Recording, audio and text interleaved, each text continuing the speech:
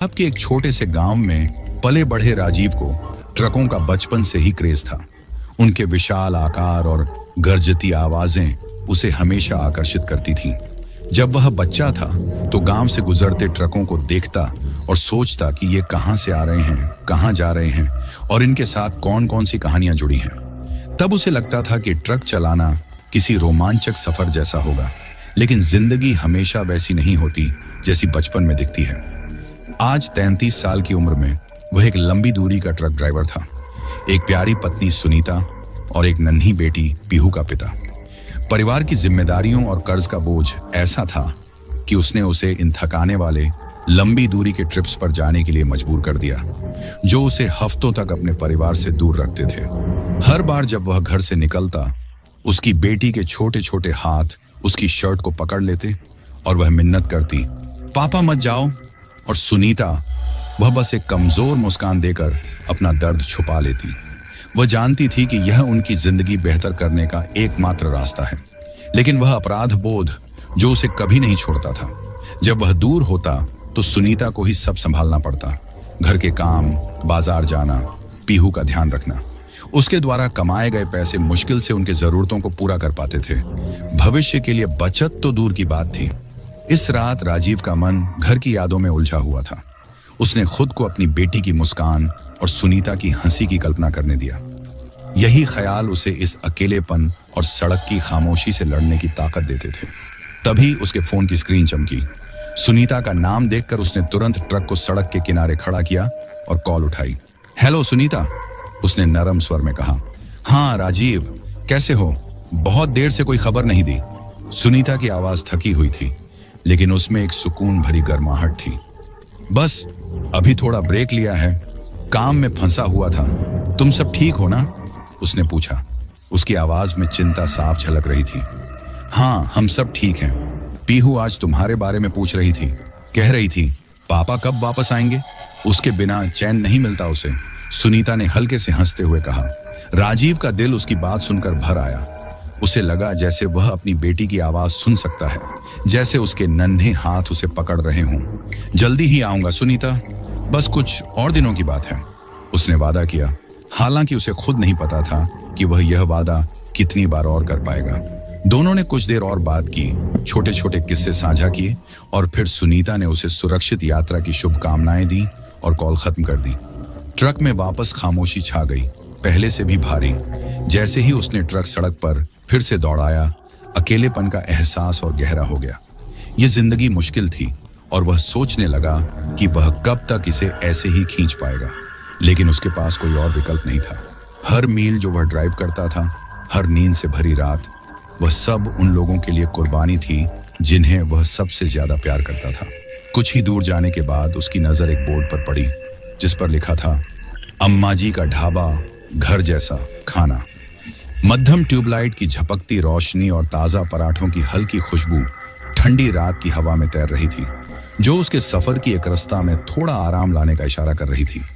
अम्मा जी का ढाबा कोई फैंसी जगह नहीं थी, बल्कि यह टिन की चादरों और लकड़ी के खंभों से बना एक मामूली सा ढांचा था, जिसमें कुछ इधर उधर बिछी प्लास्टिक की कुर्सियां और मेजें थीं।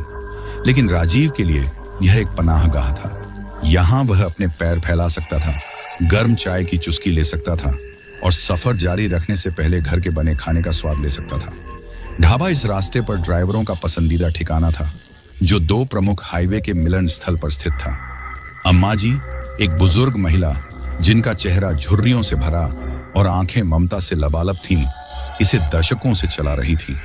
उनके खाने की सादगी और स्वाद का तो हर कोई दीवाना था, लेकिन जो बात उन्हें सबसे अलग बनाती थी वह उनकी एक खास आदत थी।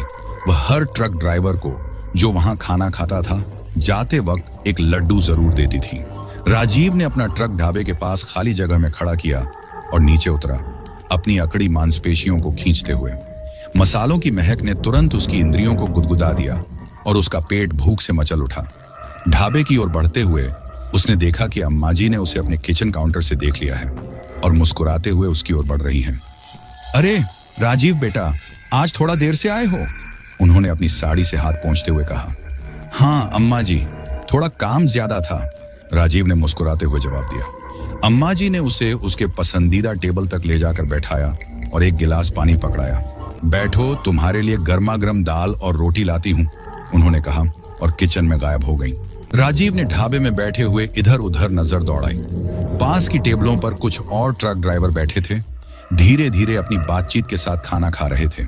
ढाबा भले ही साधारण था, लेकिन यहाँ एक तरह की अपनी ही दुनियादारी थी। एक ऐसा एहसास जैसे सभी अपनी अपनी मुश्किलों में बंधे हुए साथी हों। थोड़ी देर बाद अम्मा जी लौटी, हाथ में स्टील की थाली में गर्मा गर्म दाल, रोटियां और अचार का एक छोटा कटोरा लेकर। राजीव ने खाने की सुगंध महसूस करते हुए खाना शुरू किया। हर निवाले में घर की यादें ताजा हो रही थीं। कुछ पलों के लिए वह सड़क के लंबे सफर और जिम्मेदारियों के बोझ को भूल गया। खाने के बाद हमेशा की तरह अम्मा जी उसके पास आईं। इस बार उनके हाथ में एक छोटी स्टील की प्लेट पर लड्डू रखा था। लो बेटा, प्रसाद लो, उन्होंने कहा। उनका स्वर हमेशा की तरह गर्मजोशी से भरा था, लेकिन उसमें एक दृढ़ता भी थी। राजीव ने एक पल के लिए झिझकते हुए उनकी ओर देखा। अब तक उसने इस लड्डू के बारे में ज्यादा नहीं सोचा था। ये तो बस खाना खत्म करने का मीठा स्वाद था, लेकिन आज रात अम्मा जी की इस जिद में उसे कुछ अलग सा महसूस हुआ। अम्मा जी, ये लड्डू हर बार क्यों देती हो? उसने आखिरकार पूछ ही लिया। उसकी जिज्ञासा अब उससे आगे बढ़ चुकी थी। अम्मा जी की मुस्कान एक पल के लिए हल्की पड़ गई, लेकिन उन्होंने खुद को तुरंत संभाल लिया। अरे बेटा, ये तो बस एक प्रसाद है। तुम जैसे मुसाफिर जो इतना मुश्किल काम करते हैं, उनकी सुरक्षा के लिए, उन्होंने स्थिर लेकिन कुछ टाल मटोल भरे लहजे में कहा। राजीव ने सिर हिलाया और ज्यादा सवाल करना ठीक नहीं समझा। उसने लड्डू उठाया, खा लिया।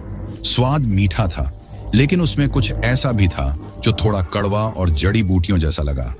जब वह उठकर जाने लगा तो अम्मा जी ने उसका हाथ हल्के से थामा। बेटा, रात में ज्यादा देर मत रुकना रास्ते पर, और अपना ध्यान रखना। उनका स्वर गंभीर था। जी अम्मा जी, राजीव ने कहा, लेकिन उनकी बातों से थोड़ी हल्की सी बेचैनी उसके दिल में घर कर गई। वह ट्रक में चढ़ा और इंजन चालू किया। लड्डू का स्वाद अब भी उसकी जीभ पर था, और साथ में एक अनजाना सा डर भी। रात और अजीब होती जा रही थी। ट्रक का इंजन रात की खामोशी को तोड़ रहा था। हाईवे लगभग खाली था। बीच बीच में ही दूसरी दिशा से आती गाड़ियों की रोशनी अंधेरे को चीरती हुई गुजर जाती। लेकिन आज रात सड़क कुछ अलग सी लग रही थी, कुछ ज्यादा ही शांत, जैसे उसने किसी डरावने सन्नाटे को ओढ़ रखा हो। राजीव ने सिर झटका। शायद ये सब उसके दिमाग का खेल था। हो सकता है अम्मा जी की बातों का असर हो, या फिर उस लड्डू का हल्का कड़वापन, लेकिन उसे ऐसा लग रहा था जैसे कोई उसे देख रहा हो। उसने रियर व्यू मिरर ठीक किया और ट्रक के पीछे की ओर देखा। सब कुछ सामान्य लग रहा था, लेकिन उस बेचैनी ने उसका पीछा नहीं छोड़ा। पागल हो रहा हूं शायद, उसने खुद से कहा और थर्मस से चाय का घूंट भरा जो सुनीता ने प्यार से पैक की थी। गरम चाय ने उसे कुछ पल का सुकून दिया, लेकिन मन का अजीब सा डर अब भी बरकरार था। करीब 1 घंटे बाद पहली घटना घटी। वह घने जंगलों से घिरे एक हिस्से से गुजर रहा था जब उसकी हेडलाइट्स ने अचानक सड़क पर कुछ हरकत पकड़ी। सफेद रंग की कोई आकृति सड़क पार करती दिखी। राजीव ने झटके से ब्रेक मारा। ट्रक के टायर चीख उठे और गाड़ी सड़क पर थम गई। उसने आगे झुककर ध्यान से देखा। वह सफेद आकृति अब गायब हो चुकी थी। शायद कोई जानवर होगा, उसने खुद को समझाने की कोशिश की, लेकिन उसका दिल जोर से धड़क रहा था। उसने पहले भी हिरण और जंगली सुअर को हाईवे पार करते देखा था, लेकिन यह कुछ और था। वह आकृति सीधी खड़ी थी, लगभग इंसानी शक्ल जैसी। राजीव ने सिर झटका और ट्रक फिर से चलाया। उसने उस घटना को भूलने की कोशिश की, लेकिन अजीब चीजें यहीं नहीं रुकी। थोड़ी देर बाद ट्रक का रेडियो गड़बड़ाने लगा। लोकल स्टेशन से आ रही धीमी आवाज अचानक से शोर में बदल गई, और फिर उस शोर के बीच एक हल्की फुसफुसाहट भरी आवाज सुनाई दी, जैसे कोई दूर से बहुत धीरे धीरे बोल रहा हो। राजीव ने रेडियो बंद कर दिया। उसकी उंगलियां स्टीयरिंग व्हील को कसकर पकड़ चुकी थीं। सिग्नल की गड़बड़ी होगी, उसने बुदबुदाया, लेकिन दिल कह रहा था कि बात कुछ और है। उसे अब अजीब सा सिहरन महसूस होने लगी थी। उसने फिर से रियर व्यू मिरर में देखा। इस बार उसे कुछ दिखा, जैसे कोई परछाई ट्रक की कार्गो बिस्तर पर हिल रही हो। उसका दिल एक पल के लिए रुक गया। उसने तुरंत ब्रेक मारा। उसकी सांसें तेज हो गईं। ग्लव कंपार्टमेंट से टॉर्च निकाली और ट्रक से नीचे उतरा। ठंडी हवा ने उसके चेहरे को छुआ। उसने टॉर्च की रोशनी से ट्रक के कार्गो हिस्से को खंगाला। हर कोने को ध्यान से देखा, कुछ भी नहीं था। मैं ही पागल हो रहा हूं, उसने खुद से कहा और ट्रक में वापस चढ़ गया। लेकिन जैसे ही उसने दरवाजा बंद किया, उसे एक अजीब सी गंध महसूस हुई। एक कड़वी धातु जैसी गंध, हल्की लेकिन स्पष्ट। यह गंध उस लड्डू से जुड़ी थी या कुछ और उससे बड़ा। वो सिर हिलाकर ट्रक फिर से चलाने लगा, तय करते हुए कि अब वो किसी सुरक्षित जगह पहुंचकर ही रुकेगा। लेकिन गंध अब भी उसके इर्द गिर्द थी, हर गुजरते पल के साथ और तेज होती जा रही थी। राजीव ने गाड़ी चलाते हुए अपने हाथों को स्टीयरिंग पर और कसकर पकड़ लिया।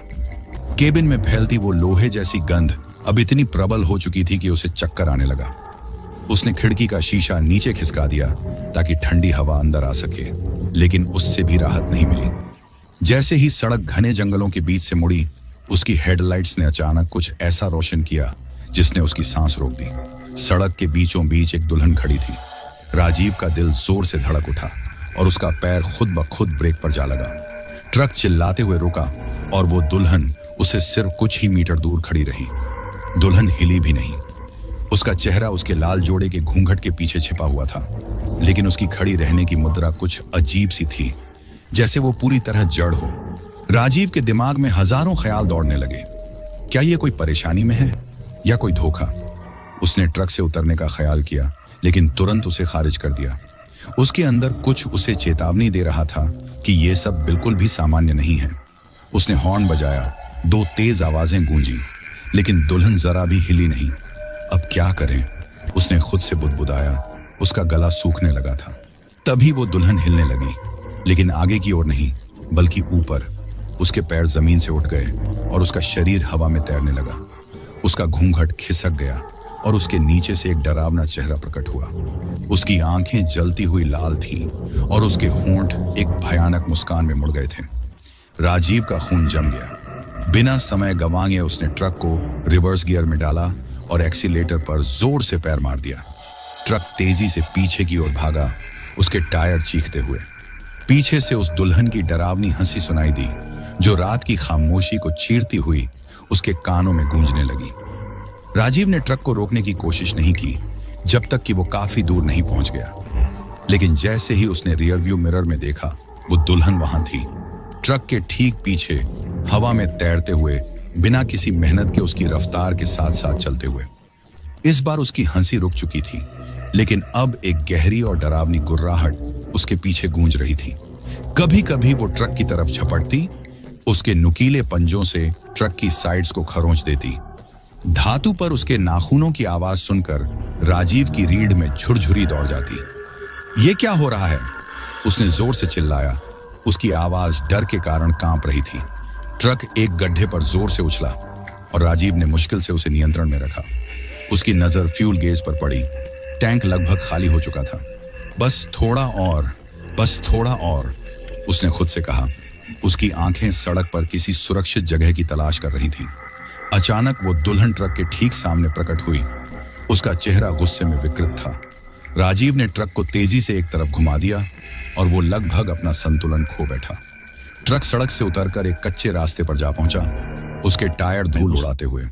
जैसे तैसे उसने ट्रक को संभाला और तभी उसे दूर अम्मा जी का ढाबा दिखाई दिया। ढाबे की झिलमिलाती ट्यूबलाइट अंधेरे में आशा की किरण की तरह लग रही थी।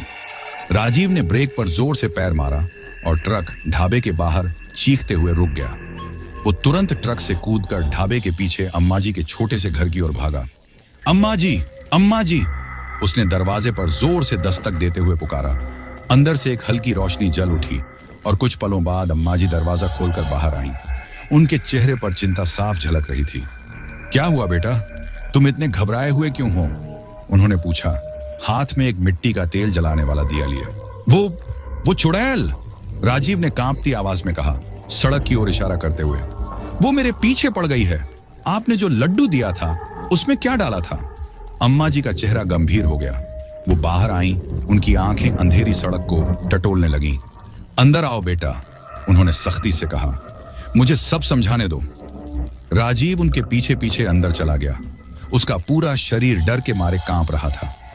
अम्मा जी ने दिया मेज पर रखा और उसे बैठने का इशारा किया। बेटा, जो लड्डू मैं तुम्हें देती हूं वो तुम्हारी रक्षा के लिए है। उन्होंने कहा। रक्षा, वो चुड़ैल तो मुझे मारने के पीछे पड़ी है, राजीव ने गुस्से और डर से कहा। अम्मा जी ने हाथ उठाकर उसे चुप कराया। सुनो मेरी बात, उन्होंने कहा। वो चुड़ैल मेरी बेटी है, उसकी कहानी बहुत दर्दनाक है। राजीव लकड़ी की घाट के किनारे बैठा था। उसके पैर कांप रहे थे और गला सूख गया था। अम्मा जी के मिट्टी के तेल वाले दीपक की मध्यम रोशनी छोटे से कमरे में झिलमिला रही थी, जिससे छायाएं और डरावनी लगने लगी थी। अम्मा जी उसके सामने बैठी थी, अपनी शाल को ठीक करते हुए। उनके हाथ हल्के से कांप रहे थे, लेकिन उनकी आवाज में एक अजीब सा ठहराव था जब उन्होंने अपनी बात शुरू की। मेरी बेटी सुनंदा, अम्मा जी ने धीरे से कहा। उनकी नजरें जमीन पर टिक गईं। वो बहुत प्यारी थी, बिल्कुल एक परी की तरह। उसकी शादी के दिन हम सब कितने खुश थे। उनकी आवाज टूट गई और उन्होंने अपनी आंसुओं को पोंछा। लेकिन वो दिन हमारे लिए जिंदगी का सबसे बुरा दिन बन गया। राजीव थोड़ा आगे झुक गया। उसके दिल में भय की लहर दौड़ गई। क्या हुआ था अम्मा जी? अम्मा जी ने गहरी सांस ली और बात जारी रखी। शादी के दिन मंडप तक जाने के लिए बारात तैयार थी।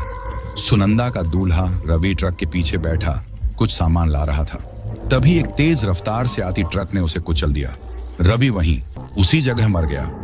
राजीव के पेट में मरोड़ उठी, जैसे अम्मा जी की बातों ने एक भयानक तस्वीर खींच दी हो।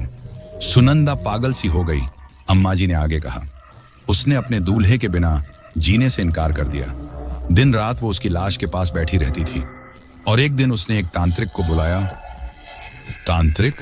राजीव ने बमुश्किल फुसफुसाते हुए कहा।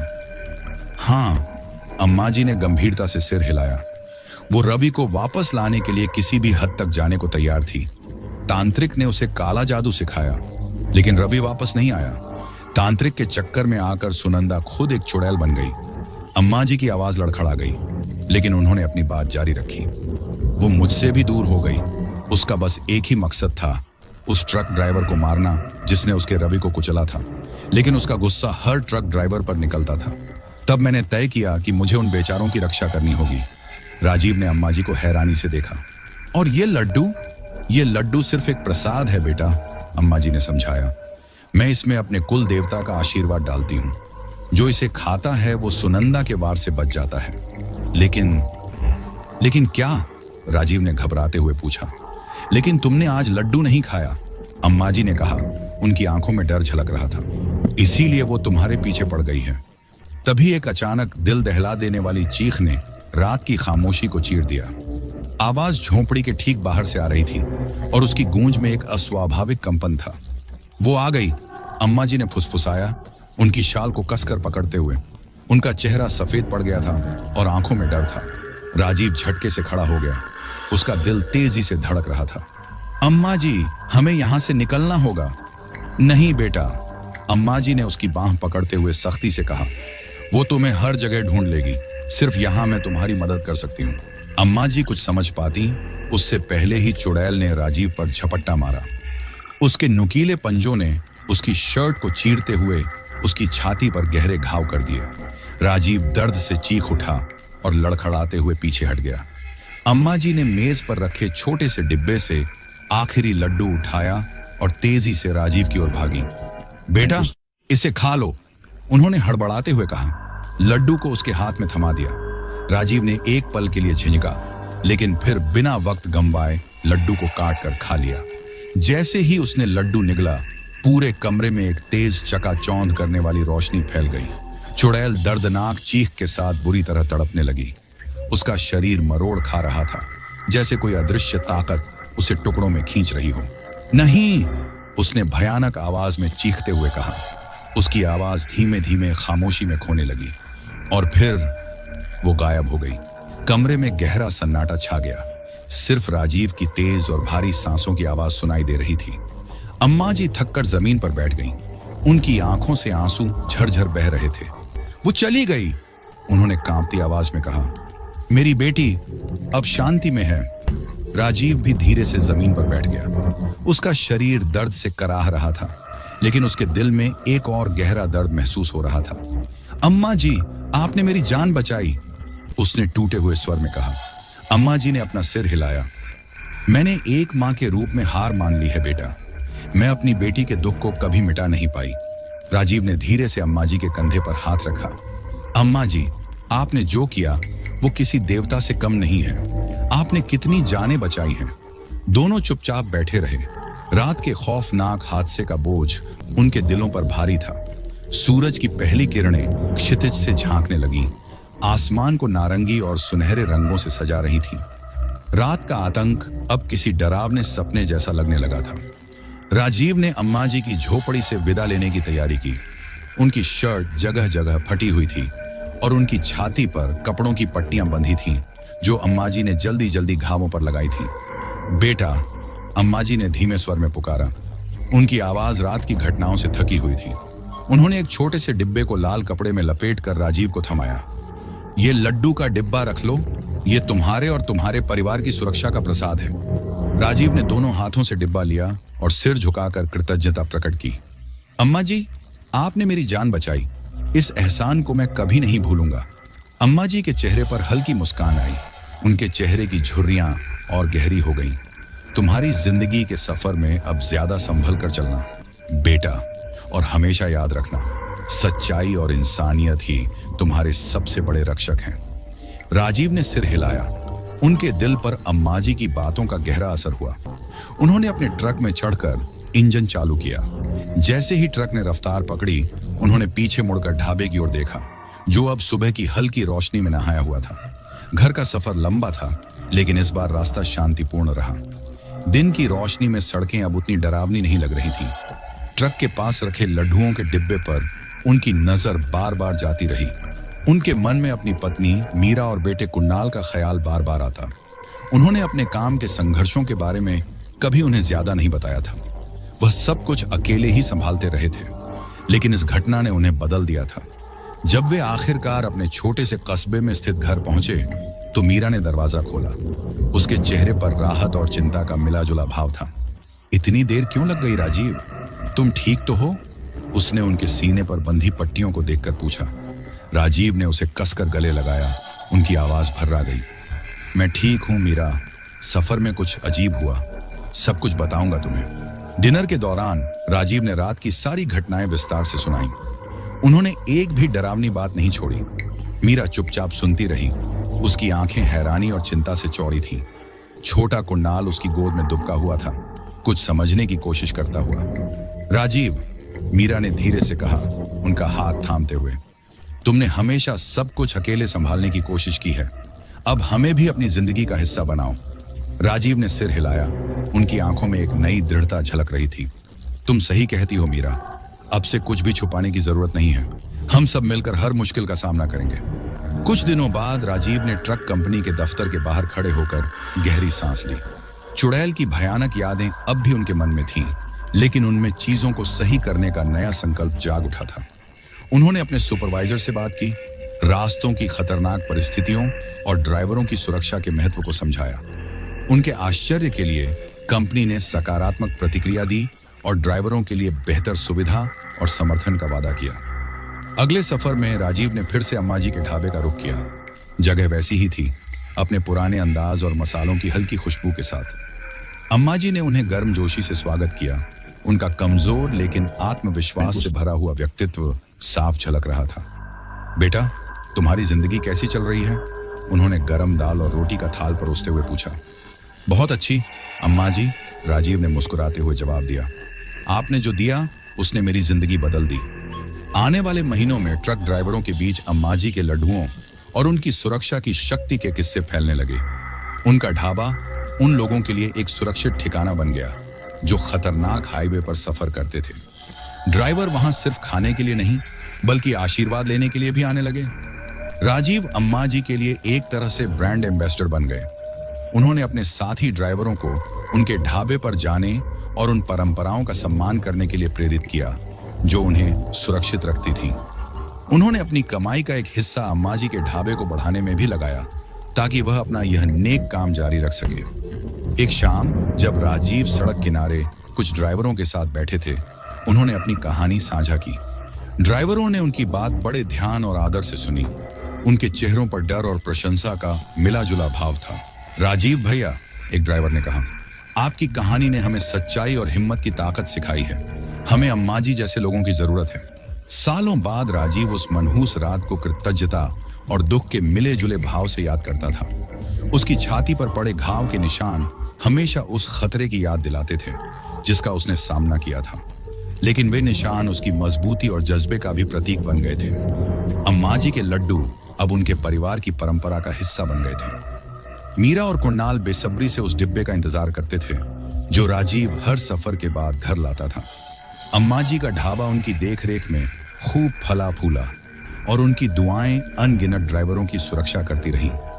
जहां तक राजीव की बात थी, उसने जिंदगी की छोटी छोटी खुशियों में सुकून ढूंढ लिया था, अपने परिवार, अपने काम और इस एहसास में कि उसने कुछ असाधारण झेला और उससे बाहर निकला।